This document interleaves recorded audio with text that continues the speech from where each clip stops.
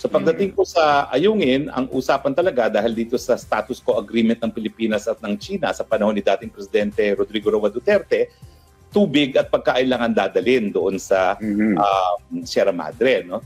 Pero ang reklamo ng mga China ngayon ay taliwas doon sa naging kasunduan nung nakaraan ay nagdadala sila ng mga repair equipment, no? Para nga ayusin yung Sierra Madre. Kaya ganyan ang naging reaksyon ng China.